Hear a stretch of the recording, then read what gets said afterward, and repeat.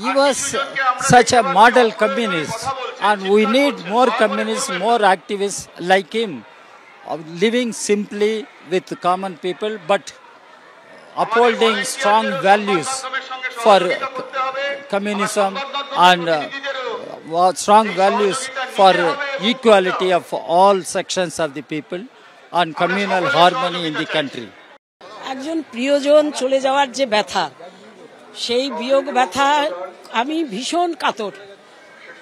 60 বছরের বেশি সময়কাল ধরে বুদ্ধ ভট্টাচার্যের সাথে সম্পর্ক, বন্ধুত্ব, ভালো সম্পর্ক। আমি ইচ্ছে করলে নাম ধরেই ডাকতে পারতাম, কেন ডাকতাম না জানি না, কারণ আমরা প্রায় সমবয়স্ক। এবং আমি যখন ইউনিভার্সিটিতে ফার্স্ট ইয়ারে ঢুকি, বুদ্ধদা তখন ইউনিভার্সিটি ছেড়ে যাচ্ছে। ও পরীক্ষাটা দেয়নি কোয়ার, কিন্তু ছাত্র আন্দোলনের থেকেই ওর সাথে পরিচয়। পরবর্তীকালে যুব করেছে, আমি ছাত্র করি একই অফিসে।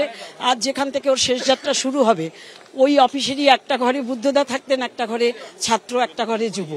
ফলে দীর্ঘদিন একসাথে আলোচনা, কত রকমের, কত হাসি ঠাট্টা, রাগ অভিমান, কত রবীন্দ্রনাথ, কত মায়াকোভস্কি, কত সব কিছু নিয়ে একটা আলোচনা হতো আমাদের। বাজেট নিয়ে বা পুলিশ বাজেট নিয়ে আলোচনা হলে প্রশ্নগুলো রাখলে পরে তিনি তার সব উত্তরও দিতেন না। আজকে সেই হিসাবে আর বুদ্ধদাকে নম্বর দেওয়ার মতন, বুদ্ধদেব ভট্টাচার্যের মতন মানুষকে নম্বর দেওয়ার মতন জায়গায় আমি এখনও পৌঁছাইনি। তবে উনি রাজনৈতিক ব্যক্তিত্ব হিসাবে, মানুষ হিসাবে উনি খুবই বড় মাপের এবং বড় মনের মানুষ ছিলেন। উনি চেষ্টা করতেন সকলের সঙ্গে ভালো সম্পর্ক বজায় রাখার, কথা শোনার, ডেকে কথাও বলতেন উনি। সক্রিয় রাজনীতিতে থাকা মানে প্রতিদিন 4টা মিছিল, 10টা মিটিং, ঝান্ডা কাঁধে নিয়ে লড়াই করা নয়। বামপন্থী রাজনীতিতে রাজনীতি প্রতিদিনের, নিজেদের জীবনে চলা, তার আচরণ, তার জীবন বোধের মধ্যে দিয়ে দুর্নীতি না করা, নিজেদের স্ট্যান্ড পয়েন্টে টিকে থাকা।